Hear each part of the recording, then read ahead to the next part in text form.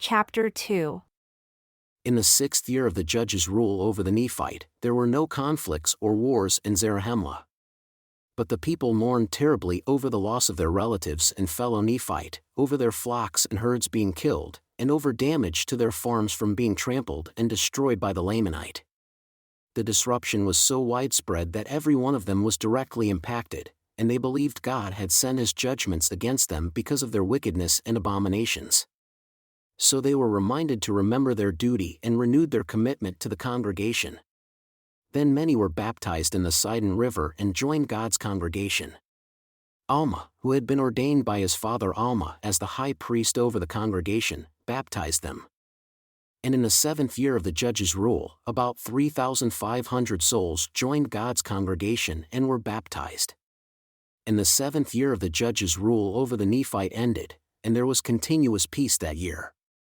In the 8th year of the judge's rule, members of the congregation began to get proud because of their prosperity, wealth, fine clothing, woven linen, increasing flocks and herds, gold, silver, and all kinds of valuable property, which they gained through hard work.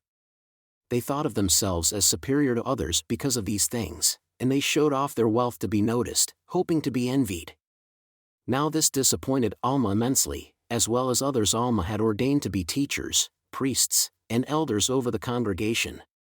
Many of them shared the disappointment and concern over the wickedness they could see growing among their people. They regretted seeing congregation members devoted to getting rich and acting prideful, people who valued property over their fellow man, and gave more attention to what they owned than helping others in need. And as entertainment they randomly began to abuse those who didn't share their views. So in this 8th year of the judge's rule, significant tensions developed among the congregation members. There was jealousy, arguments, malicious and abusive conduct, and pride, even worse than the pride of those who didn't belong to God's congregation. So ended the 8th year of the judge's rule. The congregation's awful example was a big obstacle for those who didn't belong to the congregation, so the congregation began to decline. At the start of the 9th year, Alma could see the congregation's bad behavior. Their terrible example led unbelievers to go from one bad act to the next. That would ultimately result in destroying the people. He also saw great inequality among the people, some proudly exalting themselves, despising others, turning their backs on the needy, the naked, and the hungry, thirsty, sick, and distressed. This discouraged others. But he saw others were humbling themselves, assisting those needing help, sharing their possessions with the poor and the needy, feeding the hungry, and suffering all kinds of troubles and difficulties to obey Christ. They relied on the spirit of prophecy, trusted he would come, and looked forward to the time of his arrival.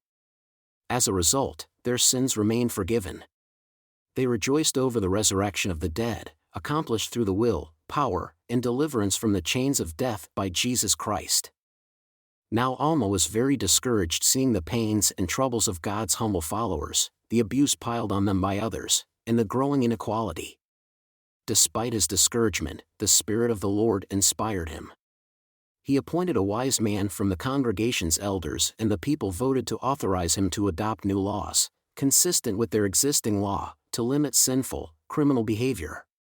The man's name was Nephiah, and he was elected chief judge. He accepted the judgment seat to judge and govern the people. Alma didn't authorize him to be the high priest over the congregation, he kept that office himself. Only the judgment seat was handed over to Nephiah. He did this to free himself to go preach God's word to the Nephite, and urge them to remember their duty. He wanted to use God's word to confront all the pride, clever lies, and resulting conflicts among his people. He could see no way he could bring them back to the right way except by directly confronting them with pure testimony of the truth. So at the start of the 9th year of the judge's rule over the Nephite, Alma handed over the judgment seat to Nephiah and devoted himself completely to the high priesthood of the holy order of God, to teaching God's word according to the spirit of revelation and prophecy.